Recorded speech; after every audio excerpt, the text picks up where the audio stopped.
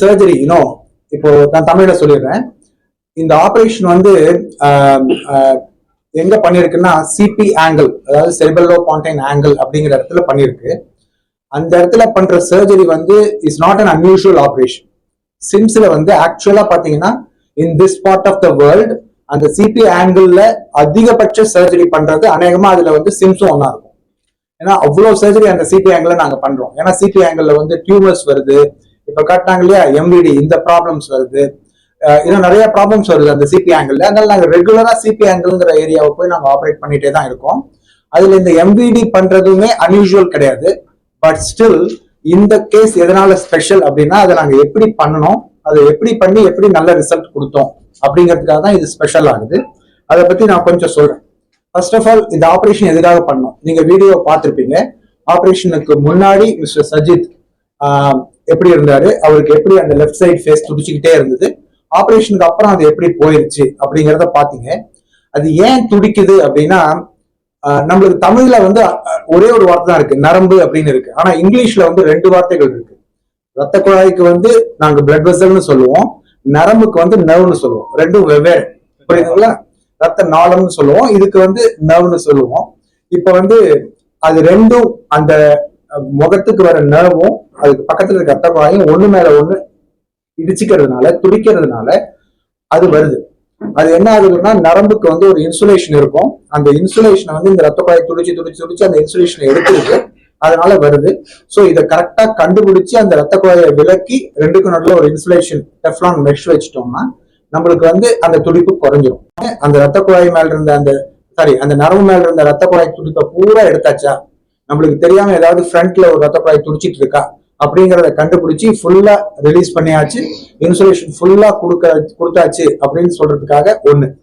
ரெண்டாவது, அந்த காது நரம்பும் ஒட்டிக்கிட்டே இருக்குன்னு சொன்னேன் இல்லைங்களா, அந்த காது நரம்பை டேமேஜ் பண்ணாம இந்த ஆபரேஷனை பண்றதுங்கிறது 2வது சேலஞ்ச். 3வது, பக்கத்திலேயே இருக்கிற இந்த பிரெயின் ஸ்டெம்னு சொன்னேன் இல்லைங்களா, மூளையுடைய முக்கியமான பகுதி, அதுல டேமேஜ் பண்ணாம பண்றோமாங்கிறது 3வது சேலஞ்ச். இந்த 3 விஷயத்திலையும் அந்த IONM டெக்னாலஜி எங்களுக்கு ஹெல்ப் பண்ணுது. ஸோ இந்த மாதிரி இந்த சர்ஜரியை பண்ணதுனால தான் it becomes an unusual surgery. அதனால தான் நாங்க இதை பிரசன்ட் பண்ணோம். It's mainly to bring awareness amongst the public. இந்த மாதிரி ஒரு கண்டிஷன், இந்த கண்டிஷன் வந்து ஒரு காமன் மேனுக்கு வந்துச்சுன்னு வச்சுக்கோங்களேன், அவர் அதை பெருசா எடுத்துக்க மாட்டார். நீங்க நிறைய பேர் பார்த்துட்டு இருப்பீங்க கண்ணு துடிச்சிட்டு இருக்கும். அதுவே ஒரு எக்ஸிக்யூட்டிவ்க்கு வருதுன்னு வச்சுக்கோங்களேன், ஒருத்தர் போய் ஒரு பப்ளிக்கா ஒரு ஆண்டர்பிரனருக்கு வருதுன்னு வச்சுக்கோங்களேன், அவர் வந்து ஒரு பப்ளிக்ல போய் ஸ்பீச் கொடுக்க முடியாது. இப்ப நம்ம மிஸ்டர் சஜித் சொன்ன மாதிரி ஒரு போட்டோ கூட எடுக்க முடியல, அவருக்கு ஒரு பாஸ்போர்ட் போட்டோ கூட எடுக்க முடியல. He lives abroad. அவர் அங்க வெளிநாட்டுல இருக்கும்போது பாஸ்போர்ட் சைஸ் போட்டோ அவர் அடிக்கடி எடுக்க வேண்டி வரும், அது கூட எடுக்க முடியலன்னு சொன்னார் இல்லைங்களா. These are the challenges the patients face when they undergo this problem. It's a functional surgery. இது ஒரு கட்டி இருக்கு, உயிருக்கு ஆபத்து, அந்த மாதிரி விஷயம்லாம் கிடையாது. இது வந்து ஒரு ஃபங்க்ஷனல் சர்ஜரி, உங்களுடைய குவாலிட்டி ஆஃப் லைஃப் இம்ப்ரூவ் பண்றதுக்காக பண்ற சர்ஜரி. இப்ப வந்து மக்களுக்கு நிறைய அவேர்னஸ் வந்துருச்சு. எல்லாருக்குமே நம்ம அழகா இருக்கிறது பிடிக்கும் இல்லையா, நம்ம ஃபேஸ் சிமெட்ரிக்கலா இருக்கிறது பிடிக்கும். பப்ளிக் பிளேஸ்ல நம்ம கண்ணடிக்கிற மாதிரி இருந்துட்டே இருக்க முடியாது, நம்மளுக்கு தெரியாம அது பண்ணிட்டு இருப்போம். அந்த மாதிரி விஷயங்களை எல்லாம் போடுறதுக்காக இந்த சர்ஜரி பண்றோம். இது ஒரு ஃபங்க்ஷனல் சர்ஜரி.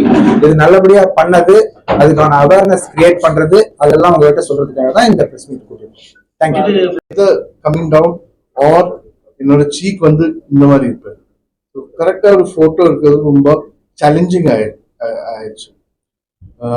ஐஸ் அப்ளை பண்ணோம், ஃபேஷியல் பாஸ்போர்ட் போட்டோக்கு முன்னாடி கொஞ்ச நேரம் ஐஸ் அப்ளை பண்ணி பாஸ்போர்ட்டுக்கு போவார். So this was another big challenge. Next one was how to cure it. அதுக்கு ஃபர்ஸ்ட் மெடிசின்ஸ் வாஸ் டேக்கன், மெடிசின்ஸ்க்கு எதுவும் எஃபெக்ட் இல்லை. செகண்ட் ஆப்ஷனாக சொல்லி பாட்டாக்ஸ் ட்ரை பண்ணலாம். பாட்டாக்ஸ் ஆல்சோ அதுக்கு சர்டன் லிமிடேஷன்ஸ் இருக்கு. 4 months to 6 months தான் மேக்ஸிமம். அதுக்கப்புறம் மறுபடியும் ரிப்பீட் பண்ணோம். ரிப்பீட் பண்ண ஒரு 3, 4, 5 times maybe it will not be effective anymore. So ஒரு வாட்டி பாட்டாக்ஸ் ட்ரை பண்ணேன். ட்ரை பண்ணும்போது Botox is a painful procedure again. அதுக்கப்புறம் இந்த சைடெல்லாம் ட்ரூப் ஆயிடுச்சு. ஸோ இப்போ பியர்ட் எல்லாம் வச்சு, ஸோ இந்த பாட்டு சீக்கு எல்லாம் ட்ரூப் ஆயிடுச்சு, இந்த மாதிரி இருந்தேன். பட் பாட்டாக்ஸ் வந்து எனக்கு அது எஃபெக்டிவாக தெரியல. So I was still spasm on the time. So the next option for me was again Marodin doctors approach panna. So they said the last option அதை அவர் சஜஸ்ட் பண்ண மாட்டேன். இட் இஸ் டிஸ்ட்ரக்டிவ் சர்ஜரின்னு சொல்லுவேன். Destructive சர்ஜரினா nerve இந்த மசில்ஸ்க்கு effect பண்ணும், அந்த மசிலோட connection அவங்க tire பண்ணுமா. ஸோ டீட்டெயிலில் சொல்லல, but this is the overall way. அது கூட நான் almost I was accepting because ஃபேஷியலில் மார்க் பண்ணாலும் பிரச்சனை இல்லை, இந்த துடிப்பு கொஞ்சம் கம்மியாக இருக்கலாம்.